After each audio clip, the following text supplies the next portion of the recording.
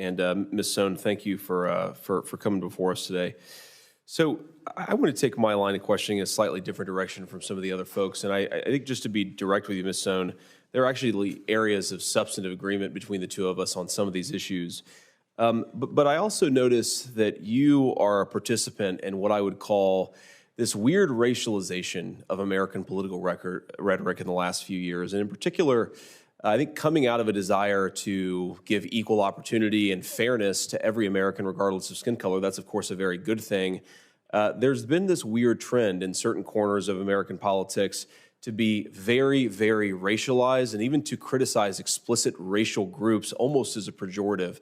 And you, unfortunately, have participated in that. And I want to ask just a couple of questions on that. Before I do, I want to illustrate this by pointing out something that's going on in my state. We have a very, very bad train crash in East Palestine, Ohio. It's caused a terrible chemical spill, likely environmental consequences as far as the eye can see. And of course, we're doing as much as we can to help constituents on the ground. But I note that Secretary of Transportation Pete Buttigieg yesterday, when he made some public remarks, instead of commenting on this or talking about the issue or giving any reason to think that he's focused on one of the major transportation mishaps in this country over the last couple of years, he decided to instead focus on the terrible scourge of too many white men in the construction industry. And I find that preposterous, both on its own face, but also as a focus from the Secretary of Transportation. All right, Senator Lujan, thank you, Mr. Chairman. And Ms. Sohn, thank you for coming before us today. So I want to take my line of questioning in a slightly different direction from some of the other folks. And I think just to be direct with you, Ms. Sohn, there are actually areas of substantive agreement between the two of us on some of these issues. But I also notice that you are a participant in what I would call this weird racialization of American political rhetoric in the last few years. And in particular, I think coming out of a desire to give equal opportunity and fairness to every American, regardless of skin color. That's, of course, a very good thing. There's been this weird trend in certain corners of American politics to be very, very racialized and even to criticize explicit racial groups almost as a pejorative. And you, unfortunately, have participated in that. And I want to ask just a couple of questions on that. Before I do, I want to illustrate this by pointing out something that's going on in my state. We have a very, very bad train crash in East Palestine, Ohio. It's caused a terrible chemical spill, likely environmental consequences as far as the eye can see. And of course, we're doing as much as we can to help constituents on the ground. But I note that Secretary of Transportation Pete Buttigieg yesterday, when he made some public remarks, instead of commenting on this or talking about the issue or giving any reason to think that he's focused on one of the major transportation mishaps in this country over the last couple of years, he decided to instead focus on the terrible scourge of too many white men in the construction industry. And I find that preposterous, both on its own face, but also as a focus from the Secretary of Transportation. So I want to read you a tweet with that backdrop in mind. And I quote, "President Obama is a raggedy black supremacist president, and his cowardly enablers would rather kill everybody than stop killing white people." Do you think a person who said that should be appointed or confirmed to the FCC? Could you read I didn't quite get that. Could you just reread that, would you mind? President Obama is a raggedy black supremacist president, and his cowardly enablers would rather kill everybody than stop killing white people. Do you think a person, yes or no, who says that should be appointed to the FCC? I would need to know more of the context, honestly. Okay, well, I think really clearly a person who said that should not be appointed to the FCC. Okay. And in fact, you retweeted the exact same thing, only with President Trump instead of President Obama, and the races reversed. Let me read another tweet, and let me ask you if this is an acceptable thing for an FCC commissioner. "Angry black woman, not a good look, Judge Brown Jackson." Would a person who tweeted that pejoratively be deserving of the position that you're seeking? I think it has nothing to do with the position that they're seeking, so not necessarily. So I think that's I know I tweeted something about Judge Kavanaugh, right? I think that's preposterous. Come on. You tweeted at Judge Kavanaugh, "Angry white man, not a good look, Judge Kavanaugh." Now, here's why I think that it's relevant. We live in a country that's very diverse. People come from very different backgrounds. And one of the things that preserves what little racial comedy and harmony we have in this country is that our leaders don't use that racial comedy and harmony like a toddler who discovered their daddy's gun. You talk about racial issues in a way that will inflame the very worst things in our country. And I fear that if you're given this position of authority, you will use that authority to continue to inflame and to continue potentially even to censor based on some of these ideas. Now, I've just illustrated a couple of ways that we talk about these issues, or some of our leaders talk about these issues. I hope that I never do. And if I do, I hope my constituents will hold me to account for it. But one of the things that I fear here is that you're being appointed to a position with an incredible amount of control over the way that we communicate with each other, the way that we debate with each other, the way that our politics actually manifests itself in the public debate. And I guess I'd ask you, do you think those comments are a good thing for the American people to hear, given how much power you will have if you get confirmed? Senator, I made those comments in my role as either a private citizen or a public advocate, and they will have absolutely no bearing on how I would act as an FCC commissioner. Ms. Stone, I appreciate that, but they reveal something about how you see the world, how you think about the world, and how you feel about the world. So I understand and respect that you made them in your capacity as a private citizen, but they are reflective of a person who will have a lot of power if the Senate confirms your nomination. And this is why I'm going to oppose your nomination, despite some areas of substantive agreement. Thank you, Ms. Stone. Senator, if I could just say, I can't just walk into the FCC and say, okay, Gigi Sohn wants all these things to happen and they will happen. Okay, first of all, I'm not going to be the chair, and let's put that one on the table and put that to bed, because that's the latest K Street rumor, right, that the White House wants to make me the chair. That's false. Okay, you have to, as an FCC commissioner, you have to follow the law. You have to follow the Administrative Procedure Act. There's a procedure before you. You have to follow the record. You have to meet with stakeholders. You can't just willy-nilly make a decision based on what your predilections are. And if I were to do that, well, first of all, I'd have to get 2 other votes, unlikely. But if that were to happen, a court could reverse it, because you have to follow process. And I think it's really important for people who think that I'm some sort of Svengali who could just walk into the FCC and make it bend to my will, that I can't do that under the law. Ms. Stone, look, I appreciate that, and I appreciate that we have a constitution and we have certain procedures we have to follow. Of course, I'm one of 100 senators, and I can't walk into this body and make things exactly as I want them. The point is not that you'll have complete power over the FCC. The point is that we live in a country that is undergoing a series of very toxic movements in the way that we talk about one another. And I think in particular, the racial dialogue, the racial rhetoric that you've used is disqualifying. Whether you have a lot of power or a little power, I don't think it's what we need in our public administrators. I yield the rest of my time. Thank you, Mr. Chairman. Thank you, Senator. Next. Okay, I'd ask unanimous consent to enter into the record the Drone Advisory Committee public ebook. I have it right here. This document uses the term wife as an example of the type of language that we need to eliminate. Is that something you support?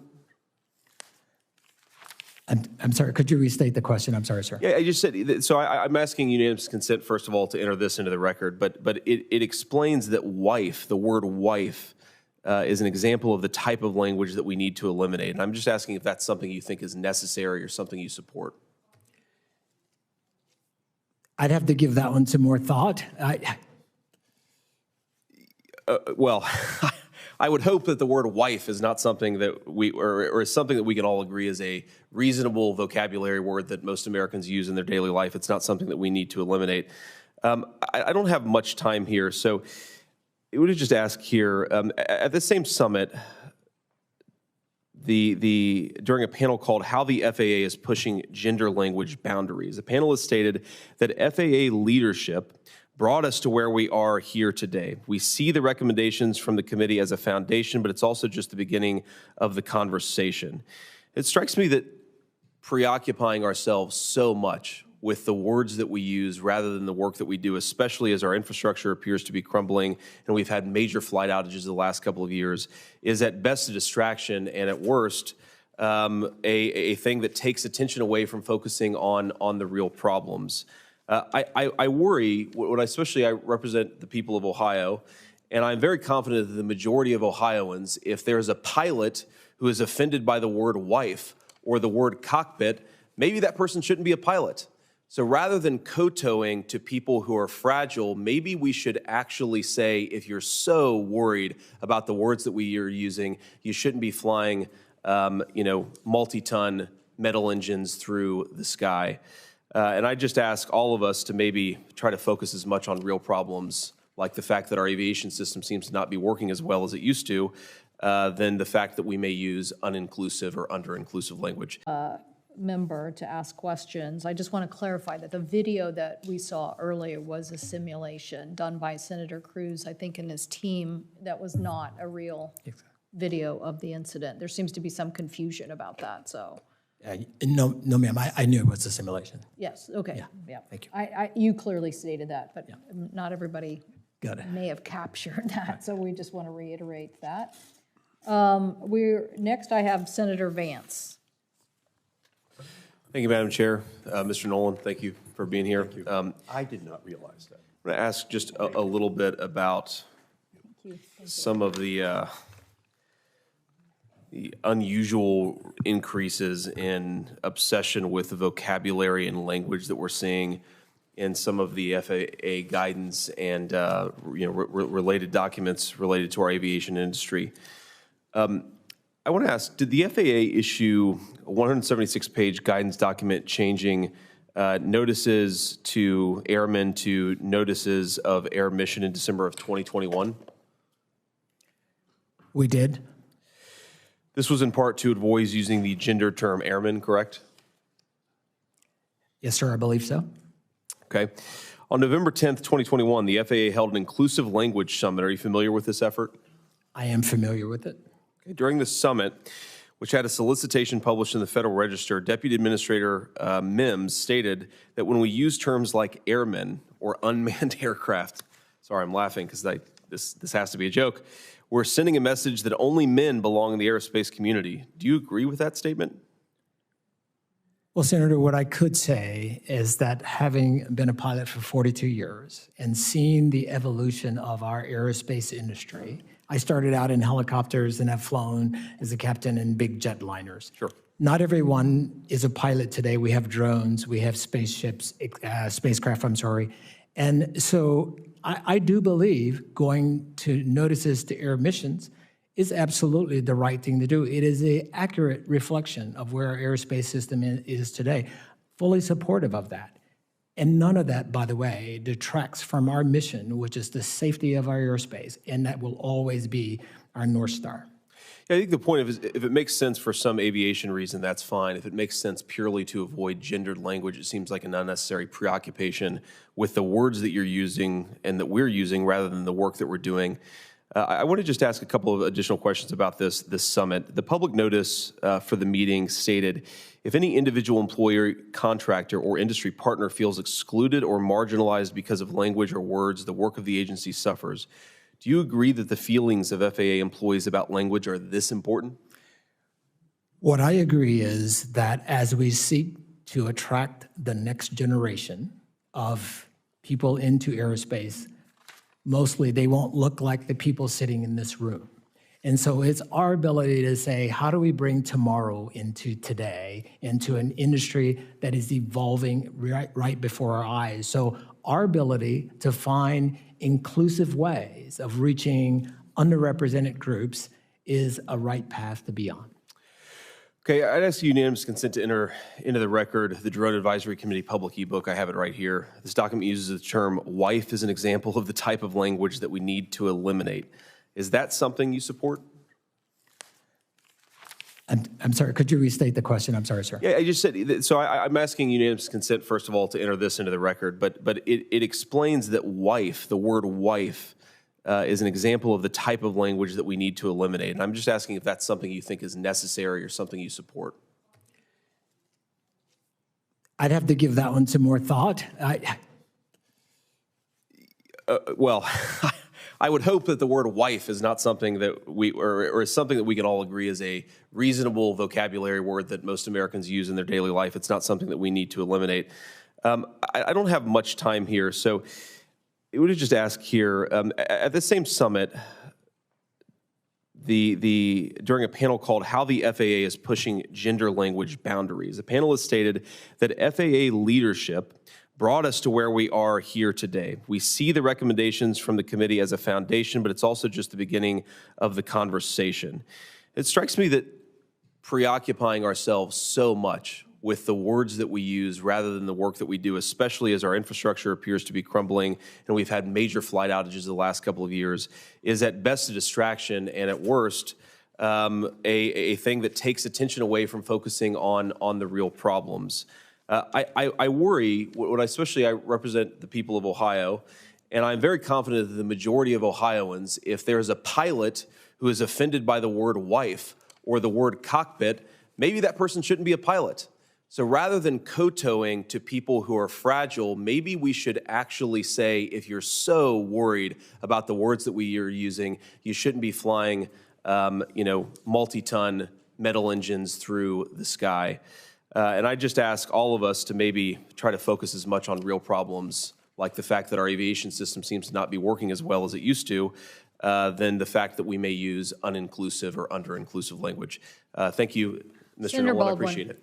Senator Kennedy, corner. Senator Vance of Ohio is recognized. All right, thank you, Mr. Chairman. Mr. Singh, I want to direct my questions to you. I just want to ask about the Russian sanctions, in particular, whether they've been effective or ineffective. And I want to just, as a backdrop here, offer a few pieces of information. So last March, a month into the war in Ukraine, President Biden went to the Royal Castle in Warsaw and unveiled a sanction regime that he said represented a, quote, new kind of economic statecraft with the power to inflict damage that rivals military might. I certainly hope he was wrong, because if he wasn't, then I'm a bit more worried about our military might than I was before I just read this quote. Because, look, the issue here is that the sanctions, if you look at the numbers, have clearly not matched up with what the Biden administration predicted. So a couple of pieces of information. Biden swore that the Russian economy would be, quote, cut in half. The White House predicted that last year the Russian economy would shrink by 15% or more. In fact, it shrank just 2.2%. Biden, I believe, said that the Russian ruble would be reduced to rubble. In fact, the Russian ruble is one of the best performing international currencies in the world today, and is worth, compared to our dollar, is worth the same that it was when the invasion began a little over a year ago. You were the architect of these sanctions, and so I'd like to better understand the approach that you advised President Biden to take. But first, I would like your candid assessment. Do you think that these sanctions have been effective? Thank you, Senator. I think sanctions are doing their job. They're not the only tool we're deploying. The most important ones are helping Ukraine fight for its freedom, enlarging and fortifying NATO's eastern flank, helping the world get off of Russian energy, welcoming the millions of refugees flowing into Europe. These are the tools that in tandem can make a difference. But when it comes to sanctions, yes, I think they're doing their job. You are correct, sir, that the decline in Russia's GDP, 2.2% last year, is lower than what many expected, including me. But as I mentioned previously, I think what Putin has done is created a Potemkin facade. He has propped up this year's growth by sacrificing his long-term growth potential. How? Capital controls. If you have a ruble in Russia, it's very difficult to convert that to a dollar. If you can't access dollars, you can't import anything. Without imports, Russia can't modernize or diversify its economy. Russia weaponized energy. That, of course, pushed up energy prices. That flattered net exports. That flattered GDP growth. But he's lost half of his energy customers. And oil and gas revenues are down 50% year over year. And then the last thing he did is he spiked government spending by 60%. You can do that to prop up GDP growth, but you'll deplete national savings. You'll drive up inflation. You'll drive up interest rates. We've degraded his military-industrial complex. We've cut off Russia from its major energy consumer in Europe. So, Mr. I want to just unpack a couple of points there. So certainly take the point that perhaps the Russian long-term economic damage has been there, but it's a little concerning for us as policymakers when the administration says that these sanctions are going to be effectively a military-grade deployment into the Russian economy. And then you look at the top line data, and that just hasn't been borne out. And I worry about that. I also worry. I spoke to an international relations scholar yesterday who really expressed some concern about whether America's deployment of sanctions in this particular context and the failure to see obvious short-term benefit to the Americans, obvious short-term damage, or at least nearly as significant as short-term damage to the Russians, actually causes some credibility issues with our own government. Just a couple of other questions here. So I wonder, when you guys were thinking about designing these sanctions, if you maybe underweighted and understated the importance of manufacturing, mining, the sort of real sectors of the economy that are much more important when you're developing a war economy than, let's say, finance or technology, or at least digital technology. I'm sort of curious there, sort of how you think about that, because you mentioned the Russian industrial base being degraded. But when I look at the Russians, having a 6-to-1 artillery advantage against the Ukrainians and being able to, apparently as far as the eye can see, develop artillery munitions in a way where already America's stocks are being depleted. It looks on the ground as if the Russians continue to have not just an artillery advantage today, but will plausibly have an artillery advantage 6 months in the future. Did you guys underweight the importance of manufacturing, mining, the older economy, according to a lot of people, but the economy that actually matters when you're fighting a war? Thank you, Senator. It's a good question. Look, so we designed the sanctions to apply pressure where we have a strength that intersects with Russia's vulnerability. So foreign capital was one of those areas. Cutting edge technology was a second. And yes, we have gotten into supply chains where we feel like we had collective leverage over Russia. But, look, I think as it relates to the battlefield impact, we'll never know because the intelligence on the ground in Russia is so sparse. But every indication that I've seen is that he's running out of precision-guided munitions, running out of avionics, night vision goggles, satellites, tank production, car production, and he's having to rely on industrial goods like dishwashers and breast pumps to actually function his equipment and his military. He's relying on North Korea and Iran to substitute for the kind of technology you need to prosecute a war of this scale. Meanwhile, we're supplying the most sophisticated weaponry that we can to Ukraine. So I think we're giving leverage to Ukraine on the battlefield. That's really where it matters most. Sanctions will never be a substitute for that kind of support. Thank you. Thanks. All right. Thanks Thank you. And I've been left with. Thank you. Senator Vance. Great. Thank you, Madam Chair, and Mr. Washington. Thanks for being here. I want to ask just a threshold question here. So this is from the LA Metro Equity Platform. This is a graphic that appears, I believe, on the first page. And I understand this is something, the equity platform, you've supported over and over again in some of your public comments. I'd love for you to explain what this means. Well, thank you for the question, Senator. Yes, we advocated and supported equity in a big way at LA Metro and every organization that I have been a part of. I think it's crucial for us to understand diversity, equity, and inclusion. And so what you're looking at is equity with everyone on a level playing field, if you will. And that is what we espoused at every organization that I've been in, especially LA Metro. And what do these boxes represent, I guess? I mean, they're, equality here, they have different sized boxes, and then here, there are different boxes here. I'm just curious what this is supposed to mean. Yeah. Well, that is, opportunity, if you will. Opportunity and how you position people that may be less fortunate for the same opportunities that other people might receive. Okay, I got to say, Mr. Washington, I appreciate the attempt at an explanation there, but I don't fully understand why equality and equity are different. I would assume that equality of opportunity is something that we all believe in and agree with. Mm-hmm. I worry just in some of your public comments and some of the things that you've said, you tend to take this focus of explicitly saying that color blindness, of looking at people without regards to skin color, is somehow in and of itself discriminatory. And I was hoping to elucidate that a little bit by appeal to this chart and try to understand it a little bit better. But I have to be honest, and I'm not trying to be rude, Mr. Washington, I just don't fully understand what this is meant to convey and how it might influence some of your policies. In an effort to kind of drill down to that, I just want to ask just a few questions here, because the aviation industry is maybe the single industry where aptitude and where safety matter more than almost anything else. I mean, I can't imagine even going under the knife. I'd probably choose having a safe pilot as more important than even going under the knife for a surgery. So I just want to ask sort of how this criticism of colorblindness that you've had in some remarks in your career intersect with how you think about the standards for pilots that exist in the aviation industry. So a few just very direct questions. Do you believe that white, Black, and Latino airline pilots should be able to read, speak, and understand English before becoming commercial airline pilots? Yes, I do. Great, thank you. Do you believe white, Black, and Latino airline pilots should have to hold the commercial pilot certificate and an instrument rating as they currently have to do? Yes, I do. Great. Do you believe that white, Black, and Latino airline pilots should have to have at least 1,500 hours of total flight time in order to receive an airline transport license? Yes, I do. Okay, thank you, Mr. Washington. I appreciate that, and here's the reason why I ask those questions, because there is an inconsistency between some of the diversity, equity, and inclusion rhetoric on the one hand, and the fact that we should hold everybody to equal standards no matter what.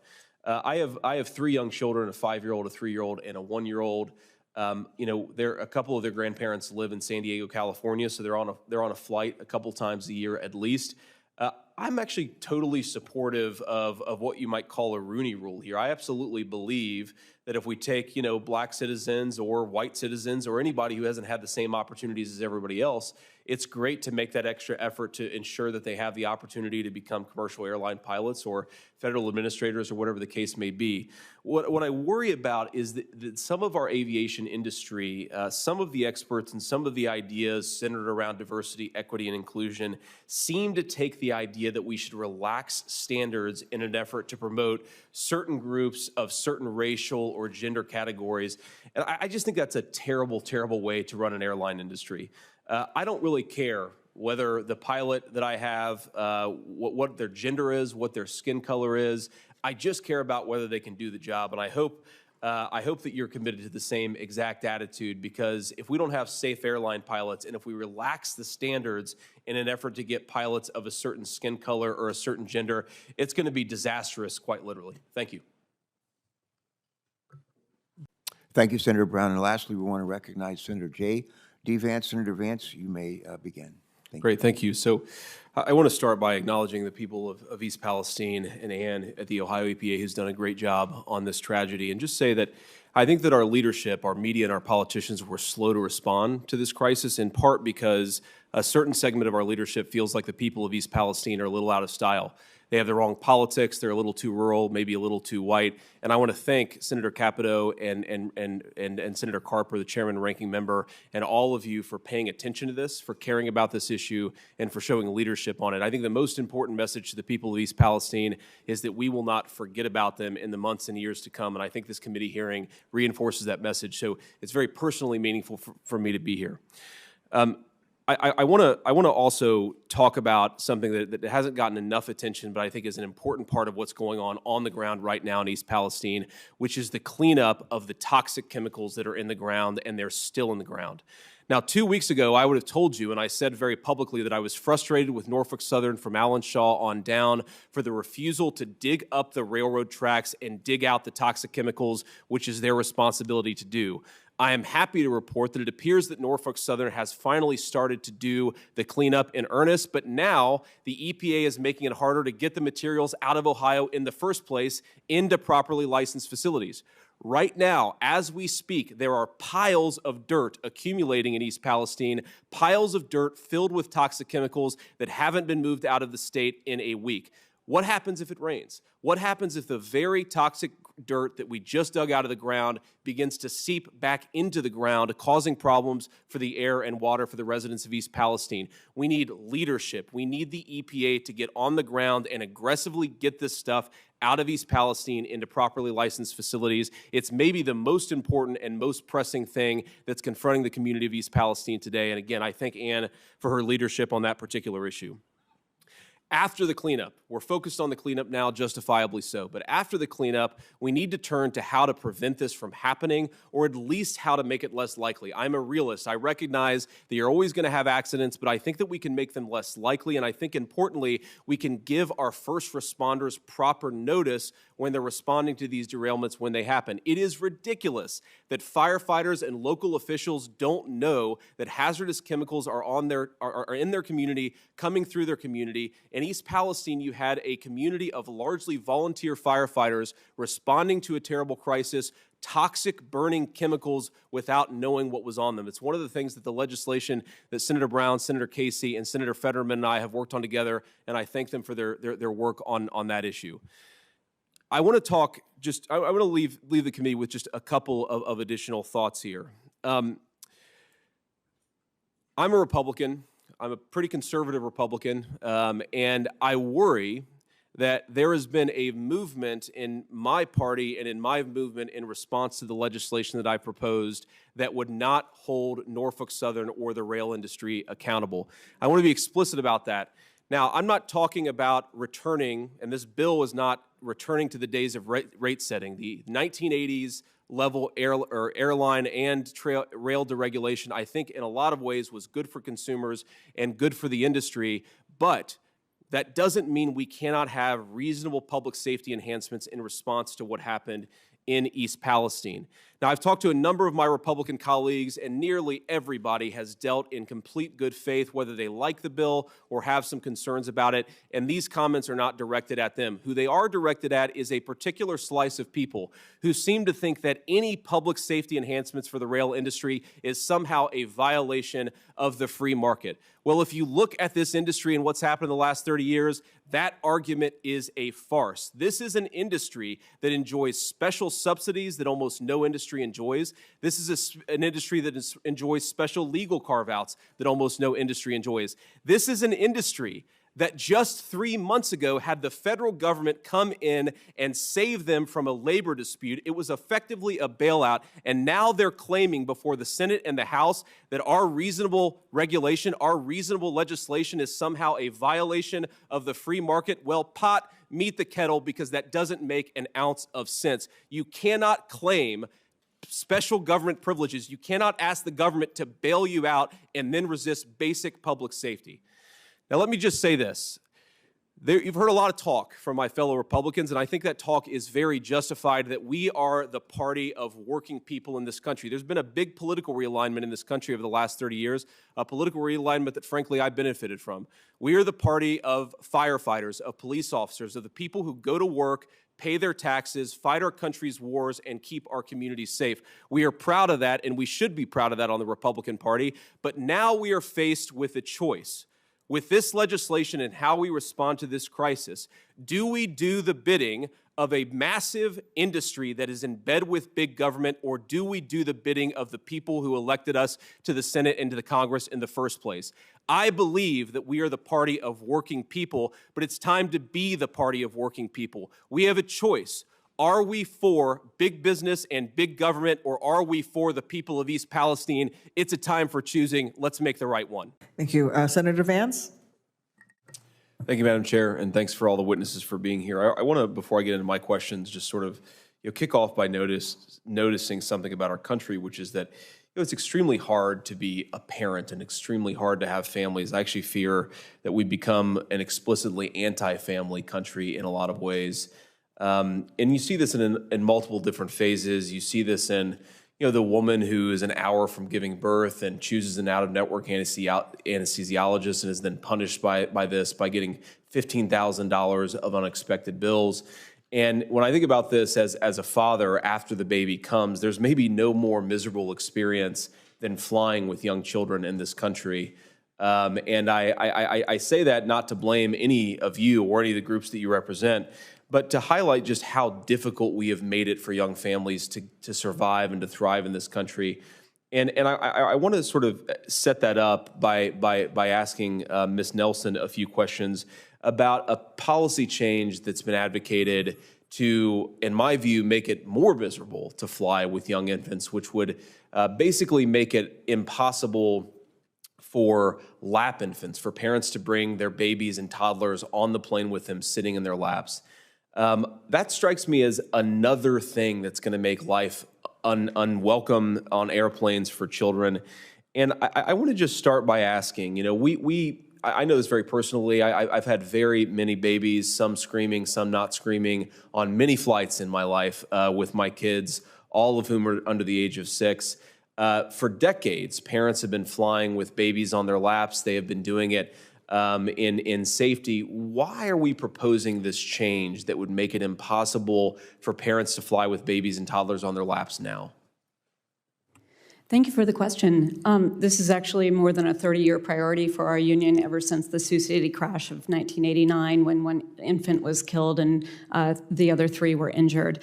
And the flight attendants were giving them instructions about how to prepare for to keep their child safe. And in our manuals was an instruction to wrap them in a blanket and hold them on the ground. Well, there's no way to hang, even the most loving mother and father cannot hang on to an infant in that situation. So we have been proposing this ever since that time, that just like in our cars, we need to have a safe seat for the infants to sit. What I would add to that, though, too, that has changed over that time until now, is that it used to be, when I started flying, it used to be that the aircraft was half full.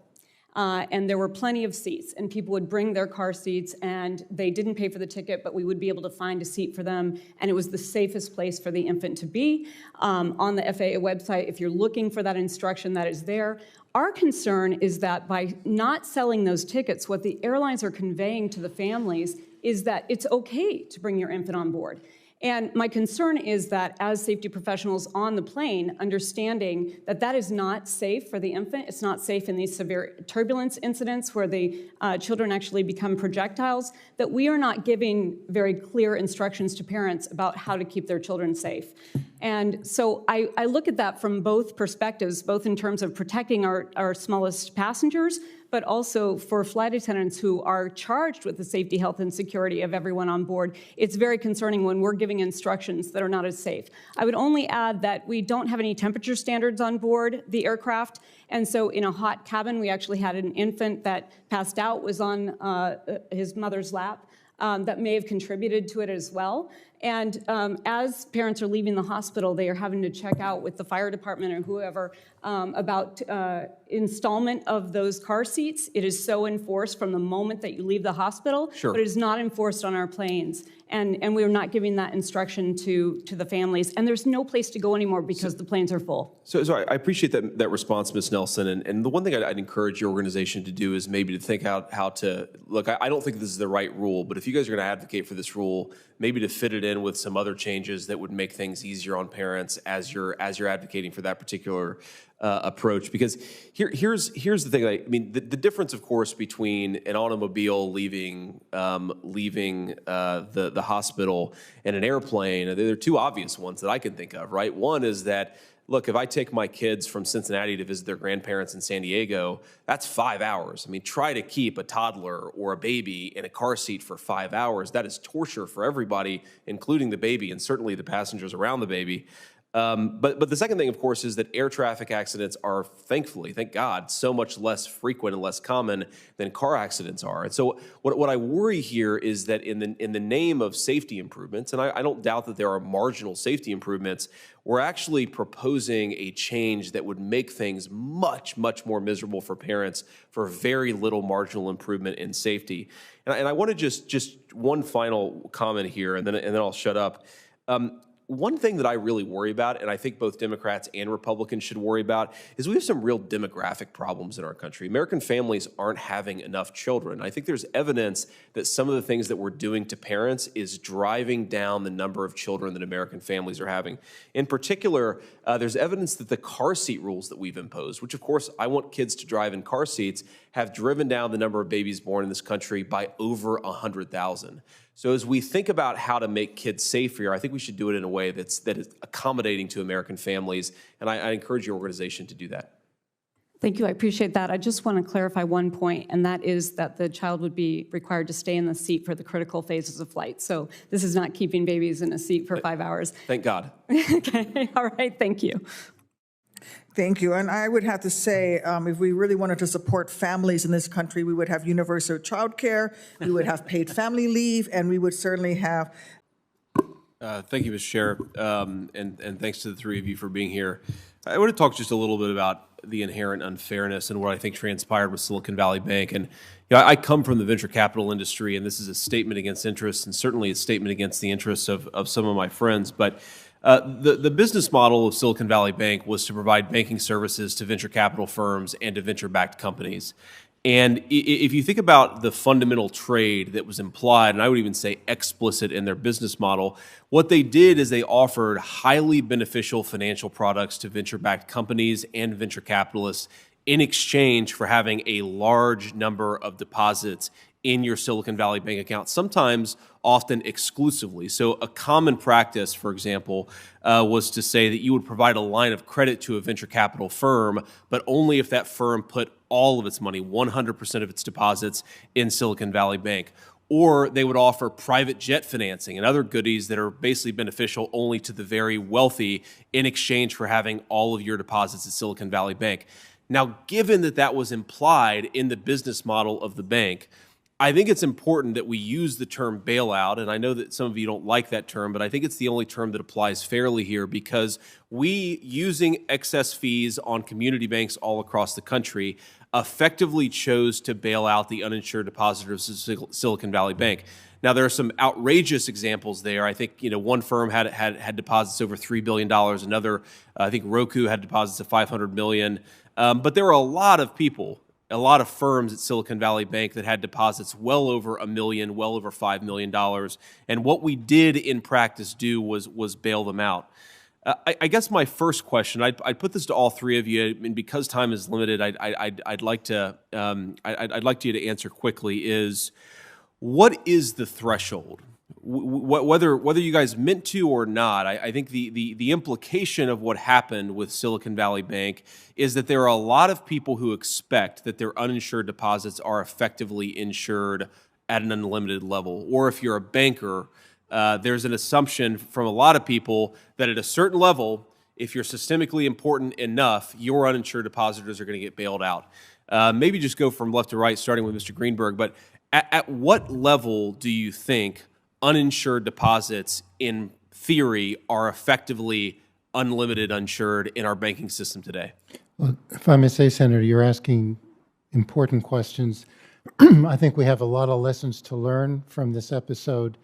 The decision to cover uninsured depositors at these two institutions was a highly consequential one. Yes. That has implications for the system. I think we need, and I indicated in my statement earlier, we need to do a comprehensive review of our deposit insurance system and consider the questions that you raise. The FDIC is going to undertake that, and by May 1, we'll deliver a report including policy considerations to take into account. So we want to try to be responsive on that. Thank you. Mr. Barr. I also think you raise important questions. When we were looking at the systemic risk determination with respect to these institutions, we were thinking about the risk to the broader financial system, not the particular depositors at one or two institutions. We're thinking about and concerned about the extent to which that could impact regional banks across the country, community banks across the country. We were hearing concerns from bankers and from depositors, from businesses around the country. It's a difficult judgment, but one that at the end of the day a unanimous FDIC board and a unanimous Federal Reserve board of the Treasury Secretary agreed that risk to the system was not a risk that was worth taking. And so, today I think we can, say that the banking system is sound and resilient, and the steps we took demonstrated that resilience and the safety of deposits around the country. So I'm less concerned with the decision itself, though obviously I have a lot of questions there. I think there's an open question about whether we could have provided the confidence to the banking system and the liquidity that was needed in case of a bank run without bailing out the uninsured Silicon Valley Bank depositors. I think that's maybe a topic for a follow-on hearing.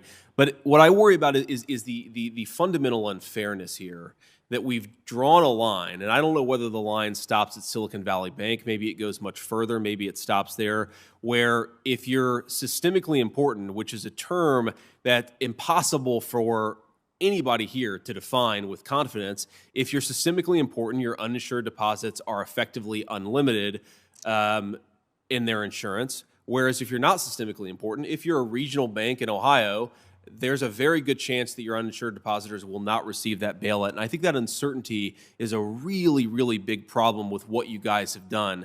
I'm not saying that in an accusatory way. I understand that there were reasons to do what you did, even though I don't think it was the right decision. I'm just saying I think it has some real moral hazard here. I know I'm over time here, so the one thing I'd ask here is just unanimous consent to introduce a letter to the record from American Share Insurance. This company provides private deposit insurance to most state-chartered credit unions, including the 43 in Ohio. And just on this point of moral hazard and on this point of unfairness, what I'd like you guys to consider doing is extending the same implied offer that you gave to the Silicon Valley Bank uninsured depositors, to do it a little bit further down the banking ladder, so that everybody benefits from the rule that you guys have created for Silicon Valley Bank. Without objection. Senator. Thank you, Mr. Chairman. Thank all of you for your service. And I want to direct some questions about housing first to Ms. Calder and to Ms. Yentl. And I want to sort of introduce this by, when I was a kid, we had a neighbor move in next door to us, actually, and I live with my grandmother. And, she was a particularly troubled person, suffered with some serious substance abuse problems. And I remember one case in particular where she called the landlord, who was actually a family friend of ours, because before she moved in, this person lived there, and said, I've got a leaky ceiling problem. And the guy showed up and investigated, and the woman had passed out. She was on drugs on the bottom floor, and on the top floor, she had set a bath to run. And what had caused the leaky ceiling and, in fact, destroy the entire upper level of the house was that she had set a bath and then gotten high and passed out. And I think it illustrates a particular problem with some of the approaches that we've taken to homelessness and housing, where we tend to want to address so-called housing first without addressing the root causes of homelessness. And I worry about this in this particular context because whether it's in our urban communities or in our rural communities, if we don't treat the root cause of homelessness, we end up creating cycles of despair where even when you get women like this into a good home, ultimately it can be very destructive and not ultimately solve the very problem that we're trying to solve. So I guess the very first question I ask first to Ms. Calder is, do you think that we should allow people who have serious substance abuse problems, should we be giving them housing without any preconditions on substance abuse counseling, therapy, and so forth? Look, I think that the homeless population is a diverse population. And Sure. so from my perspective, it doesn't make sense to have a one-size-fits-all policy. I think housing first is, it's an idea that has been adopted pretty rigidly in places like California. There are complaints in California from shelters that are, women and children shelters only, and they say, look, we can't get any state funding for our homeless efforts here, but we're doing a really important job here. We need to, have rules around substance use, and the reason for that is that these women that come into this shelter, a lot of times they're fighting for custody. They want to secure custody of their kids, and it's hard to do that in an environment where people are using substances. So I think that there should be ruthlessly. I think we should let all different types of homeless approaches, bloom and have a lot of diversity in that regard. And I think that unfortunately Housing First has been adopted in some places and that diversity has been sort of squelched. Yeah, I just want to build on that before turning to you, Ms. Cientul. So as I understand it, the problem with Housing First is precisely the one-fits-all approach. In other words, you can take housing programs that are attempting to treat the root cause of homelessness, but then you're denying them federal funds if they're not following the so-called Housing First approach. And I guess, Ms. Cientul, I just asked directly, do you agree with that approach? And I'd love to hear why or why not. Yeah, thank you for the question, Senator Vance.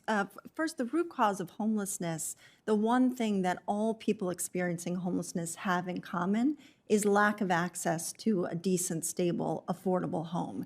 And the research and the evidence are very clear that if people have substance abuse challenges or mental illness, they are best able to address those challenges from a stable home.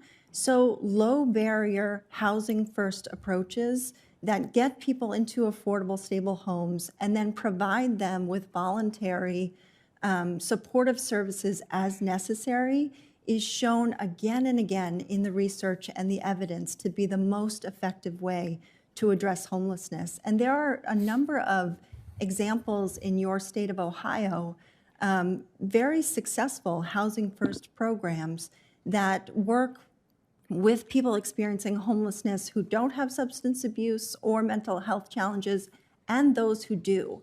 And in both cases, it's the Housing First approach, that low barrier approach to getting somebody stably housed first that works. We tried sobriety requirements back in the 80s and the 90s. As a country, that was our approach to addressing homelessness. We had a stair-step model where people had to prove that they were so-called housing ready. It didn't work, and it was overly expensive. So let me just a couple points on that, Ms. Cientul. So first of all, it's interesting to contrast the 80s and 90s with where we are today, because while we've been trying a Housing First based approach for the past few years in this country, as I understand it, we're spending about 200% more providing homes to the homeless, 200% more on homeless support than we were when we weren't trying Housing First. And yet, simultaneously, the homeless population in the country has gone up 20%. So it strikes me as a very bad deal for the American taxpayer, but more importantly for the homeless, if we're spending twice as much or more, and yet we've seen the homeless problem get worse in this country. I think a related point, I know I'm short on time here, so I'll yield after just making this point, is I really worry about the social contagion effect on this, because it's not, of course, just the homeless people themselves who are affected, but it's the people they share a neighborhood or people they share a building complex with. And I really worry that what Housing First has done is taken a lot of people who are very much struggling and very much deserving of our compassion, though I think how we provide that compassion is up for debate. But it also introduces people with serious drug problems, serious mental illness problems into communities with kids who are already in a very unstable situation, and now they're having things like drug use normalized around them. And that's certainly what you see in some of the neighborhoods where you have people moving in who are struggling in very significant ways. Sometimes those behaviors can become normalized to the kids around them. And I worry about that. And I worry that the Housing First approach is focusing just on the homeless population and failing, by the way, but also it's ignoring a lot of the kids who are affected by this Housing First approach. Again, if Housing First is working, why isn't it working? The homeless problem is getting worse. Sure. Time to answer that? Go on, Ms. Cientul. Yeah, that's fine. Go on, Ms. Cientul. So again, with respect, and the evidence and the data are so clear that Housing First does work. We know, and it works in your state of Ohio. We know how to end homelessness. In fact, individuals have their homelessness ended every day in Ohio and throughout the country. What we can't do is stem the tide of people newly falling into homelessness as rents increase much faster than incomes do.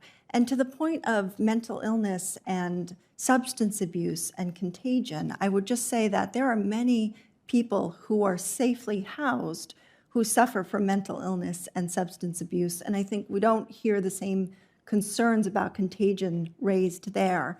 It's because their substance abuse isn't as public because they have the ability to close their door at night and get the services and resources that they need while they're housed. I would love to also just note that there are many different types of people experiencing homelessness, and actually the majority of people who do experience homelessness are working households or households who have struggled with being able to make ends meet as rents skyrocket and the cost of their incomes does not meet the increased rent as well. So there's a lot. I would love to have a follow-up conversation with you and to introduce you to some of the Housing First providers in Ohio who could share with you their success with the program. Thanks, Senator Vance. Thank you, Ms. Utel. Senator Warren of Massachusetts is recognized. Thank you, Mr. Chairman. So our Appreciate the panelists for being here. I want to focus on one of the under-discussed components of the housing crisis in our country today, and that is its connection to mass illegal immigration. And just to sort of put a fine point and explain where I'm coming from on that and why I'm raising this issue is, I think that a lot of our friends on the other side of the aisle have convinced themselves that lax immigration is somehow a compassionate thing to do. And yet if you take 5 to 10 million people and you introduce them into a country over 2 years, and you're talking about you increase the demand for housing because those 5 to 10 million people need housing, while at the same time the supply of housing is relatively inelastic. So with that in mind, there are a couple pieces of research that we've sort of been looking at just as I focus on this particular issue. You do see very predictable increases in housing costs and rents when you have mass immigration into a country, into a metro area, even into a county. Combine that increase in rents and increase in housing costs with another unusual component of the effect on mass immigration and housing costs, and it's that in the neighborhood where you have the highest inflow of immigration, you also have declining home prices. So if you take those two pieces of evidence together, what you basically get is rich people who have homes in low immigration areas benefit from our mass immigration policies, and everybody else finds the American dream of home ownership further and further away because we've effectively invited 5 to 10 million people into our country to break our laws. I think that we talk too much about this, not that the law enforcement component doesn't matter, not that the fentanyl overdoses don't matter, they matter a great deal to the people of Ohio. We cannot, as a country, absorb 10 million people and still provide high-quality housing to the rest of our citizens. It just doesn't, the math doesn't work, the numbers don't make sense, the increase in housing prices and rents is clear for all to see. With that in mind, in 2019, the Trump administration, Secretary Carson and HUD proposed what I think of as a common sense rule to require the verification of eligible immigration status for any recipients of federal housing aid. And Mr. Lipsitz, I want to direct the conversation to you and this question to you because you oppose that rule, as I understand. Is that correct? Did I oppose? Yes. Okay. I just like to understand my why. Organization. I just like to understand why and what is the argument for not limiting federal housing aid to American citizens? I think these programs are really important, and I think it destroys the political will for these programs when we extend them to people who aren't even citizens of the country.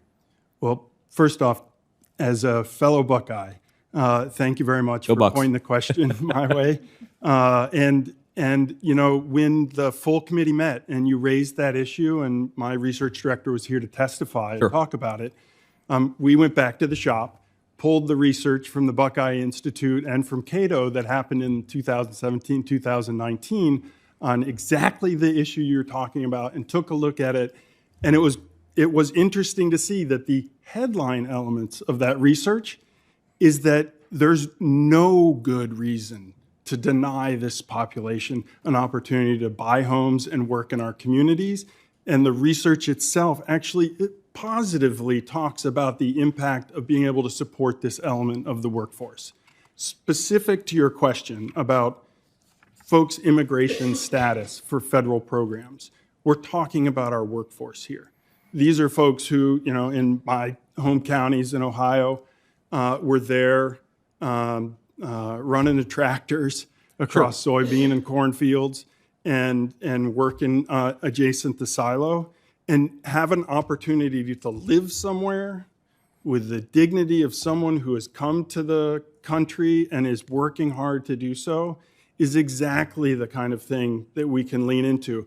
The challenge to having that here is not from their immigration status, but it's the demands of the employer at that grain silo on that farm who desperately needs that workforce. And the programs that we're talking about within the context of this act are ones that help put that worker in that location in a place where they can get to work every day. So thanks to Mr. Lipsitz, and I'm running low on my time here, so I won't ask another question. But I think, look, we don't want to be cruel to people. There's no reason to deny benefits for the sake of denying benefits. I think the point is that, one, we live in a world of limited resources, and so do these resources go, especially in a world of sky-high deficits, to American citizens or elsewhere?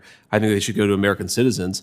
The second point is I really think that folks, I think of as aligned on the issue of we need to provide high-quality housing to our rural people, to our urban people, to everybody in between.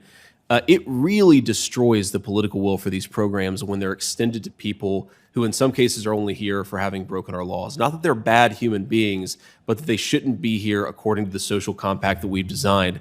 I think that's an important part of this, and I wish that we all thought a little bit more seriously about this, not just as compassionate towards immigrants and immigration, which of course is important, but compassionate towards American citizens too. Thank you, and I yield. If I could just interject. Thank you. I was going to just ask if you would like to say a word in response, Ms. Mackwell. Thank you. Thank you. So I just wanted to clarify, because we've been talking about the Section 521 rental assistance program through USDA. And under that program, non-citizens are not eligible for that program. And policies that limit housing generally based on citizenship status really are not, they don't seem to be targeted at people who don't have legal status. And instead what they do is deter people who are actually eligible for that housing.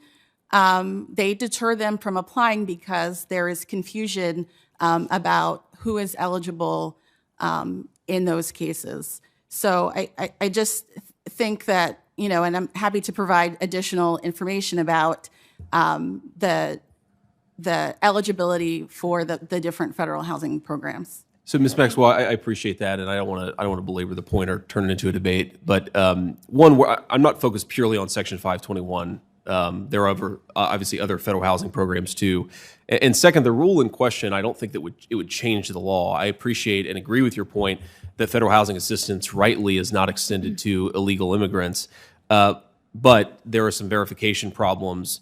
And I think that it's just simply a question of maybe we should go the extra mile to ensure the people who receive the benefits that are owed to American citizens are actually American citizens. That's my point, and that's my concern. Thank you, Senator Vance. We'll be happy to have another round of questions if people have more to say about this. And thanks to Senators Brown and Scott for hosting this important hearing. I'm working with some of my colleagues on some legislation related to clawbacks. And so I'm going to focus my line of questioning just on some very specific applications of how those potential statutes might work in practice. In particular, what we're worried about is, you take a situation like Silicon Valley Bank where executives paid themselves out very large amounts of money in the weeks and months leading up to the failure. And what's especially sick about this, of course, is the taxpayers end up bearing a lot of the risk of those failed decision-making, of that failed decision-making, I should say. And the executives end up running away like bandits. And that strikes me as an especially unfair way to run a banking system where you can screw things up, pay yourself out fat bonuses, and then taxpayers end up dealing with the downside risk. So two particular questions that have sort of come up in the conversations I've had with colleagues about this, sort of how to narrowly tailor this such that you're targeting the bank executives who caused these problems and not, let's say, an administrative assistant or a bank teller who had no decision-making authority and what ultimately led to the bank's collapse, whether that's Silicon Valley Bank or somebody else. So this first question is going to Mr. Quadman. And the question here is, can you explain who gets caught up in the statutory definition of a, quote, institution-affiliated party? Could that potentially capture a bank teller, an administrative assistant to an executive? Sort of how broad does that sweep? Because that influences how we draft this thing. it actually, it's extremely broad. You can also be talking about an accounting firm or a law firm that is providing services to that banking institution as well. So, of course, lawyers and accountants are also extremely important for management and governance purposes. Firms would be reluctant to engage with a business if that provision was there. And that, again, goes towards the talent issues and management issues. So that is an issue of particular concern that we have. Great. Okay, that's helpful to know, and certainly a good knowledge for us to have. So, Professor Schooner, wanted to sort of direct this question to you. So one of the things that's sort of come up again on this question of narrowing is the question of directors and whether they should be liable under some of these clawback provisions. And I know from my time in the private sector that director usually means a member of the board of directors, but sometimes it could be a director of marketing or director of business development. So particularly that word, if you were to expose directors to clawback liability, do you think that could be reasonably interpreted by a court or a regulator to cover mid-level managers who have the director title? Or do you think that would understandably by most be applied only to a member of the board of directors?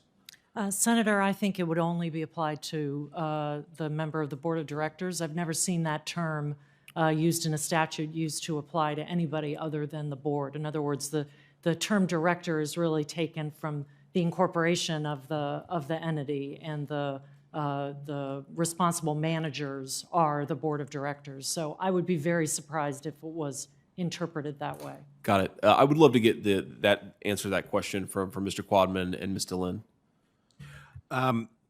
In reviewing some of the legislation announcements around it regarding the Warren-Hawley bill, I think some of it could be, I agree in terms of the director issue, but I think some of the definitions could include line employees as well, which I don't believe is the intent. I think it's more trying to be direct around senior executives and others, where traditionally these compensation issues are more aligned. We have other concerns with the legislation, but we do think it could be overbroad. What is it that you think that could apply to line employees? I think it's how it's defined. Okay. Because if you look at other compensation statutes, there are specific levels that are defined as to where entities, as to who it applies to. Got it. Okay, Ms. DeLynn. I agree with Professor Schooner, Senator, that directors are typically used to refer to the board of directors. And in fact, in several provisions, for example, in 1818E5, the term directors and officers are specifically defined in a way that also enumerates activities such as substantial participation. And so the focus of the statute and the aim of the statute has been always to use the term directors to mean boards of directors. Got it. Okay. Thank you all. Appreciate it. I yield. It's recognized. Thanks to the chair and to the ranking member for hosting this important hearing. Thanks, gentlemen, for coming before the committee and testifying today and answering our questions. As I've noted before in this committee, SVB, where I'm going to focus my line of questioning, had a peculiar business model that relied heavily on cushy perks for VC clients. It's a business I know well. It was the business I was in before I joined this body. Now, this undoubtedly added their heavy concentration in tech and venture capital, but by now we all know that it exposed not just their own banks, but our entire financial system to a peculiar type of risk. It meant that Silicon Valley Bank had a large number of uninsured depositors relative to other commercial banks. It also meant that Silicon Valley Bank, it was engaged in a number of very risky business practices that eventually unwound the bank and led to the situation that we have before us. But if the executive's failure to manage risk wasn't enough, we've also seen some suspicious behavior in the lead-up and aftermath from the failure of your former bank, Mr. Becker, and that's why I want to direct my questioning to you. So just as a starting point, Mr. Becker, I want to focus more on the short term. Senator Warren was focused on the longer term here, but what were the amounts of your cash bonuses in 2021? Do you recall? 2021, I believe, was $3 million. And your cash bonus in 2022 was? $1.5 million. So in 2022 in particular, you paid yourself a $1.5 million cash bonus, even as the value of the company that you were managing declined by 2/3. That's not bad work if you can get it. as Senator Kramer and I were joking, we would be willing to screw something up for much less than $1.5 million. The stock price fell in 2022. So it's pretty clear the cash bonus was still $1.5 million, despite SVB stock falling by 2/3 that same year. Now, do you think it's appropriate to pay yourself $1.5 million when the stock of the company you manage declines by 65%? Senator, there are 2 points to your question. First, Please. is that the determination of my compensation is made by the board of directors and their assessment. And the second part relating to this question on stock, I held roughly 5 times the amount of stock that I was required to, and so clearly I was impacted when the stock price declined. So, Mr. Becker, you say that the decision was made by the board of directors, so let's focus on them. Do you think that they were wise to award you $1.5 million in cash compensation bonus when the decline of the stock price was 65+%? Senator, I believe they looked at the performance against the goals that were set up, and they know that I was significantly impacted by the decline in the stock price. So, Mr. Becker, it's been reported on February 27th, you sold a significant amount of SVB stock. What was the total market value of the shares that you sold on February 27th, just a couple of weeks before your bank was put into receivership? The 10b5-1 plan that was entered into in January was for options that were set to expire. They were issued back in 2016, and they were options that would have expired in May of 23. But you sold the stock in February of 23. What was the price of the stock that you sold? The value, I believe, at the total shares was $3.6 million or $3.5 million.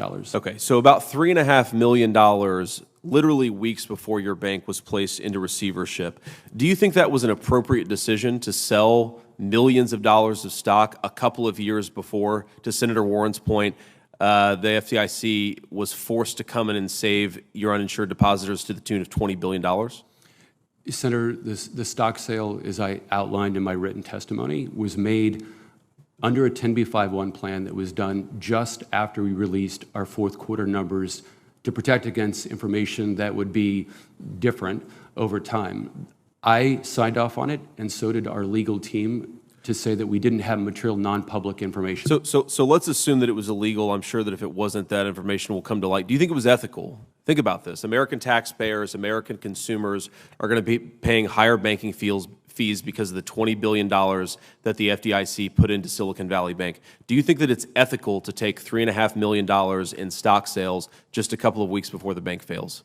Senator, that plan was legally entered into in January. I understand it was legal. I'm trying to get into something a little bit deeper here. Did you have any idea 2 weeks before, when you sold the stock publicly, that something was amiss at your own bank, that you were weeks away from being placed into receivership by the FDIC? No, I did not.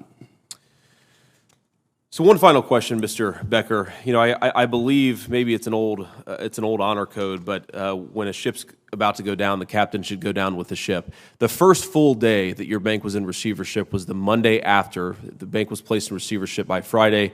The first full day was Monday. Where were you on Monday? Were you at the office in Silicon Valley Bank? Senator, I was terminated on Sunday, and I had no interaction with any of my team, and I offered to do anything I could to help the FDIC to market the bank to find the best home for our clients and the best home for our employees. My wife and I made a decision. We decided we were going to go to one of two places to be with family. Either we would be with my family in Indiana or her family in Hawaii. So let me just follow. Go to Hawaii. Just one final question, Mr. Chairman, if I may. Just on that point, you were terminated on Sunday after the bank was put into receivership, Mr. Becker. You're saying the FDIC was not interested at all in your services or in your help the following week? Senator, I offered several times over that weekend to help prioritize potential acquirers because I felt I was in the best position to help understand who were banks that competed with us. Who were the likely banks that were to acquire us, to find a home for our employees, to find a home for our clients? And they didn't take me up on that advice. And they were put into a difficult situation, so I'm not faulting them. I don't know why they did that. I'm just telling you the facts around it. I appreciate that, Mr. Becker. I'm mindful of my time here, but that's an interesting fact in and of itself. Mr. Chairman, I yield. Thank you. Thank you, Senator Vance. Senator Tester of Montana is recognized. And thank you for holding this hearing. Mr. Becker, at Silicon Valley Bank, you were Thank you, Mr. Chair. I appreciate you for hosting this committee. And I want to focus a little bit on perhaps the unintended consequences of some of our Russia and Ukraine policy of the last year. And I'm going to direct my question to you, Ms. Rosenberg, and thank you all for being here. So I've known this committee before. Our sanctions policy in Russia has been a complete and total failure. We thought that we would shrink the Russian economy by 10, 20, 30, even 50%, yet we've shrunk the Russian economy by very little. And if you compare it to the performance of other regional economies, and let's say in terms of the performance of its currency, it's actually doing pretty well relative to other world currencies. So the foreign policy establishment claimed that one of the strongest sanctions measures was the disconnection of Russian banks from SWIFT. Scholars claim that this would kneecap the Russian economy, but while the Washington foreign policy establishment was preoccupied with crafting a sanctions regime, they failed to consider that Russia had been developing their own alternative to SWIFT, which is, of course, the SPFS. Ms. Rosenberg, I want to ask first, has the SPFS grown in response to being cut off from SWIFT, and by how much has it grown? Thank you, Senator, for the question. We are aware of and looking at the Russian payments rails system, if you will, the SPFS, which grew significantly earlier on in the prior stage of Russia sanctions in 2014, when it saw some of the writing on the wall about its inability to access certain international financial institutions or partners, and began developing at that time. Yeah, so my understanding, at least the Russian claims, are that they've integrated about 50 foreign banks just in the last couple of years onto the SPFS system. And to your point, it sounds like they integrated a lot more before, from maybe 2014 to 2020, perhaps 2021. The other really concerning thing, of course, is that India and Iran seem to be getting closer and closer to the Russian financial system, even as they're getting further and further away from the American financial system. And in particular, India, which we should all recognize is the most important geopolitical counterweight to China in the region, it's a very bad thing for them to be getting closer to Russia and China and the Russian financial system. Just for my edification and anybody else who's listening, could you speak a little bit to the national security importance? So what do we get out of cooperative organizations like SWIFT as the dominant global bank power, and what kind of access does our law enforcement have that they wouldn't have if you had major foreign powers shifting off of SWIFT? Thank you for the question. I have also noted with great concern some of the developments and expanding efforts by Russia with several specific partners to have direct and bilateral financial flows. You mentioned India and Iran. Those are not the only ones. There are other countries where this is a great concern. And as you pointed out, this is designed to be an effort to relieve and mitigate its dependency on international financial systems. So the reason why Russia, as we see it, is seeking to do this is because it has less and less connectivity with international financial architecture. It's not just SWIFT, it's also the correspondent banking relationships that have been cut off so significantly by the European and US and British sanctions that have designated number of banks and severed those relationships. But the concern that I hear you expressing is concern we also have. We cannot rest knowing that we have designated over 80% of Russia's financial system and restricted their access to SWIFT systems. That is insufficient if they are still able to move around them and gain access to international financial channels. Yeah, I appreciate that, and certainly agree with the emphasis there. My concern, I guess, is that our Ukraine policy has had this massive unintended consequence. And if we had gone into this 18 months ago knowing that we would maybe be pushing India closer to the Chinese, not to say nothing of Russia, we're pushing Russia and India closer to the Chinese, we're encouraging the creation of an entirely alternative financial system. It's really important that our law enforcement has access to some of these financial transactions. It's one of the ways we catch international crime. It's one of the ways that we prevent international terrorism. If the consequence of our Ukraine policy is weakening that financial system and strengthening an alternative financial system, I think it's one of the many consequences for our country that our policymakers haven't fully incorporated, and frankly, that the American people are not fully aware of, because you don't see the effects of this stuff right away. We may be dealing with consequences for years or even decades to come. But I appreciate your work on this and appreciate your answer to the questions. Thank you, Ms. Rosenberg, and thanks to everybody else. I yield. Senator Vance from Ohio is recognized. Thank you, Mr. Chairman.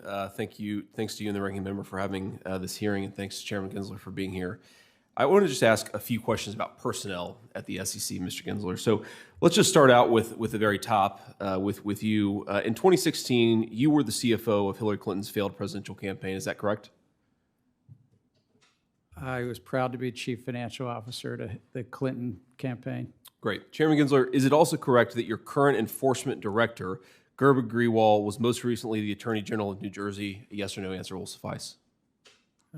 He served his nation well, and he was Attorney General of New Jersey. So just to recap, the Attorney General of New Jersey is the guy who refused to enforce immigration laws and cooperate with ICE. He also launched, I believe, 8 separate investigations against Donald Trump during his time as Attorney General. Chairman Gensler, is it also correct that your recently hired General Counsel, Megan Barbero, was previously Deputy General Counsel under Nancy Pelosi and litigated 2 impeachment hearings against Donald Trump? I believe she was Deputy General Counsel of the House of Representatives. Great. So, and I'll also note that one of your senior enforcement counsels is married to Peter Strzok. My point here, Mr. Gensler, is that you seem to have a very troubling pattern of hiring at an impartial regulatory agency a lot of people who seem to have a vendetta against the former president. And I fear and I worry that that has implicated itself and affected the policy at the SEC. Chairman Gensler, when did the SEC take its first enforcement action against a SPAC? Do you know the exact time? Senator, we'd have to get back to you. I don't know what decade that was. So according to my staff's research, September of 2021 is the first time that you guys at the SEC launched enforcement action against a SPAC. So I want to recap just a few things, and then I want to ask a question. First, you were Clinton's finance director in 2016, Hillary Clinton's finance director. Second, you hired anti-Trump enforcement director Grewal in July of 2021. Third, you brought in Ms. Barbero, who was the litigator on 2 House impeachment trials against Donald Trump. You have another enforcement counsel who is married to Peter Strzok. In November of 2021, Senator Warren urged you to investigate the SPAC merger involving Donald Trump's Truth Social company. And in December of 2021, just a few weeks later, you guys launched an investigation using a novel legal theory against the former president's social media company. That is some coincidence, isn't it, Mr. Gensler? Senator, it is good to meet you in person, but I think you're not correct. What was I not correct about there? We follow the facts and the law wherever they are. And with regard to the SPAC field, the Special Purpose Acquisition Company field, there have been abuses, as you mentioned, one in 2018 that we found, and there are times that we do open investigations. So the problem that I have, Chairman Gensler, is not with you investigating SPAC mergers. The problem is investigating a SPAC merger using a novel legal theory against your boss, Joe Biden's chief political rival.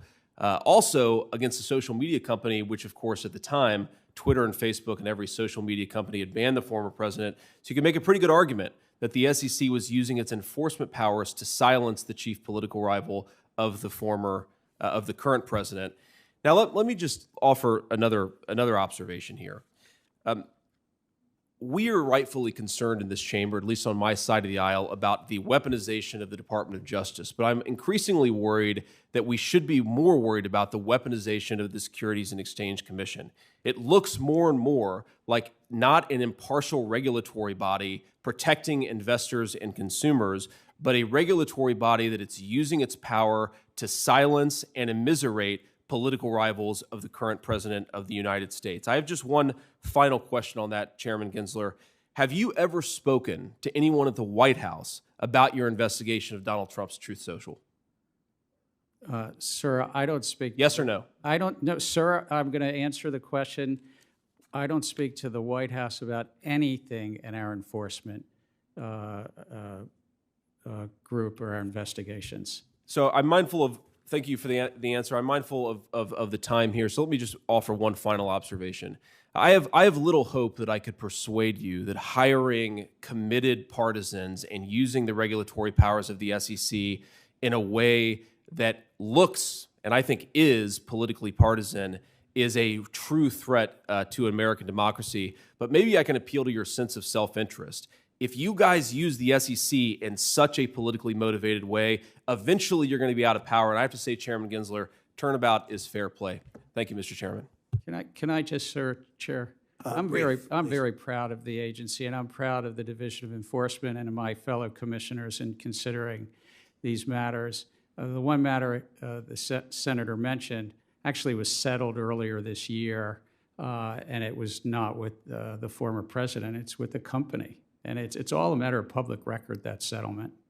Thanks, Chair Gins. Mr. Whitaker, for being here and for being willing to serve. I appreciate our conversation yesterday, and I appreciate you coming in today. One of the things that I worry about, not just at the FAA, but it's sort of the government administration more broadly, is that we focus on sort of bizarre questions of identification and language rather than the very real problems that you guys have to confront, you guys have to address. My colleagues on the Democratic side typically want government to be a little bit maybe bigger or more aggressive than we do on our side. But I think pretty much all of us think that we want an FAA that is good at its job and prevents airlines and airplanes from crashing, one of the most important functions that exists in our government. And I want it done well. So let me just sort of ask that with that sort of setup in mind. I've been a little bit worried about the focus on non-gendered language that exists in some of the FAA manuals and recent trainings. Just to give you an example, the FAA recently hosted a, quote, inclusivity summit where the spokeswoman stated, quote, aerospace is for everyone and the language we use matters. We launched an agency-wide initiative to adopt gender-neutral and inclusive aviation terminology. Now, as an example of some of this, which I struggle not to laugh, the FAA has decided that it should stop using airman, it should start using pilot, and it should stop saying unmanned, it should start saying uncrewed, and I guess generally the word cockpit is offensive, and so should stop being used in the Federal Aviation Administration. And I'm just curious, Mr. Whitaker, you seem like a very serious guy. Do you believe that the FAA should be focused on eliminating all references to gender-specific language like the ones I just mentioned? Thank you, Senator. I guess I would start by saying that the primary mission at FAA is going to be safety. Sure. And that will always be the top priority. I do think language evolves. You know, we went from stewardesses to flight attendants, and it doesn't strike me as necessarily out of the ordinary to do that. But again, my focus is going to be on safety and running the agency effectively. I understand that, and I understand that language does sometimes evolve. I guess the concern that I have, if I'm looking at this from the perspective of my constituents in the state of Ohio, they say they see a government agency that has an important function. Instead of focusing on that important function, it's focused on things like changing unmanned to uncrewed. It just seems a little unserious. I think I speak for a lot of people in the state of Ohio when I would say that I just want a lot of our government agencies to be a little bit less weird and a little bit more focused on the mission. And I hope that if you're confirmed, you will take a similar approach.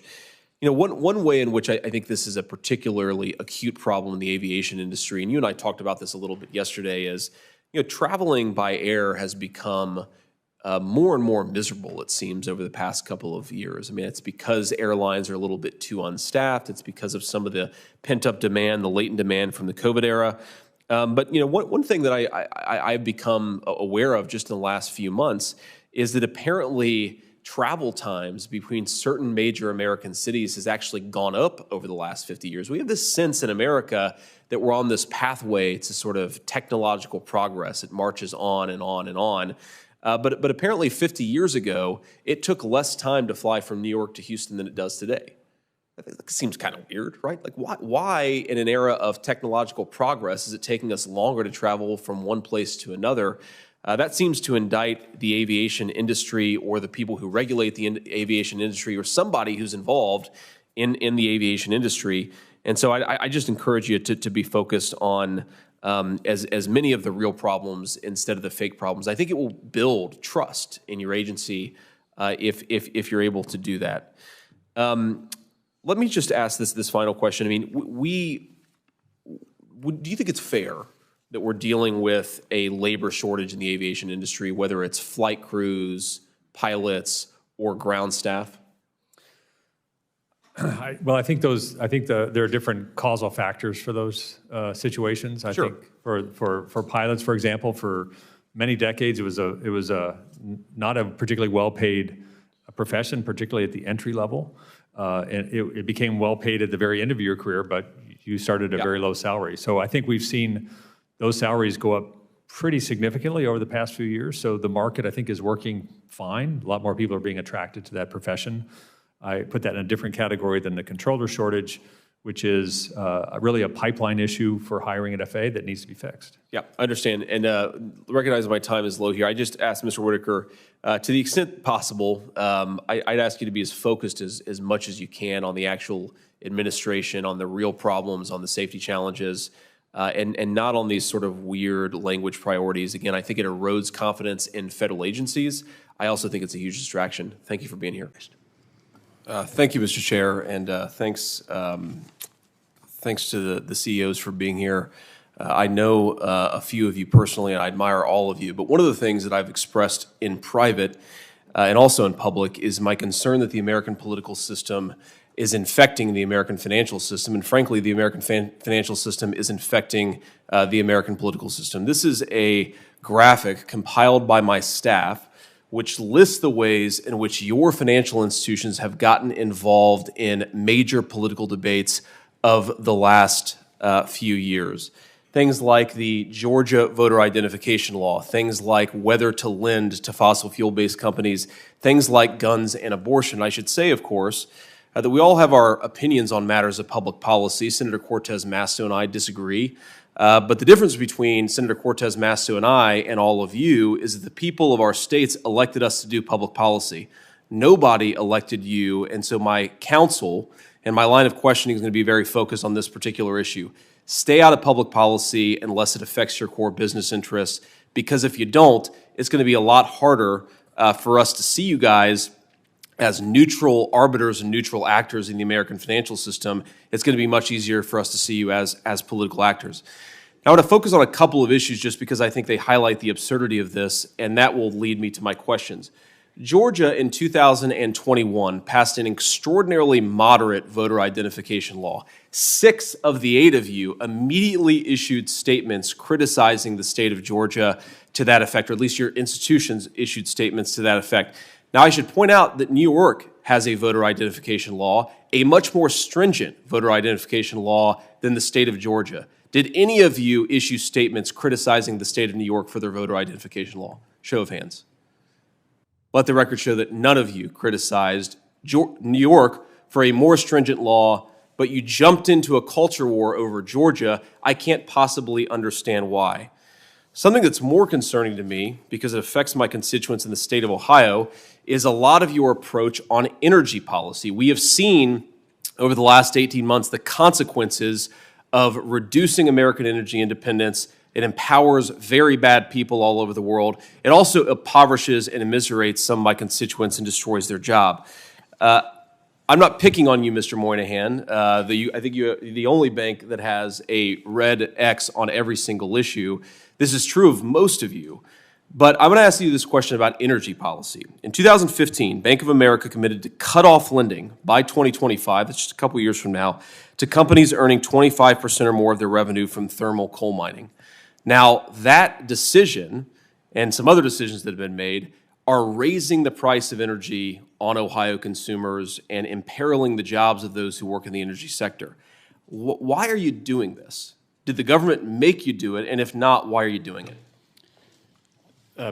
Senator Vance, just to be specific, that was a statement about mountaintop removal policy. I grew up in southern Ohio where it was called strip mining back then. Sure. My next door neighbor was engaged in the business. And the statement we made was we would not continue to fund people who would continue to take the tops off of the mountains in the Appalachian Mountains and turn them into mines. And that was based on our assessment of the risk at the time.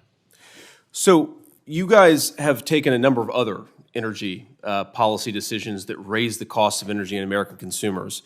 You guys have committed to a net zero standard by which effectively there are no net zero carbon emissions, and you've held your clients to that standard, saying that they need to become aligned with net zero, and we plan to be the advisor of choice to our clients in this transition. So it's not just that particular decision, Mr. Moynihan, and again, it's not just Bank of America. My point here is pretty straightforward and simple, which is that whether we achieve net zero and when we achieve net zero is a debate for the elected representatives of the American people. What kind of voter identification law we have is a decision for the elected representatives of the American people. And every time you guys get involved in these culture war battles, it makes it harder for the American people to see you guys as neutral financial institutions, and it frankly makes it harder for us to do the same. So I will leave you with just this thought. You've heard some very good line of questioning on Basel III. I agree with Senator Hagerty about Basel III. I don't know what some of the regulators are talking about doing. I don't think it makes a whole lot of sense. Often, bank CEOs and other financial institutions will come to Republicans for more reasonable regulations, for lower taxes, to fight it back against things like Basel III. I guess my point is, if you guys are going to use the financial power that you've accumulated to go to war against the values of our voters, impoverish our constituents who rely on cheap energy, and destroy the jobs of people who work in the energy sector, why should we listen to you when you come and ask us for a tax break or for reasonable regulations? I'm one Republican who wants to have a good relationship with you, but the more you guys insult yourself into these fights, the less good that relationship will be. Thank you all for being here. Thanks, Senator Vance. Senator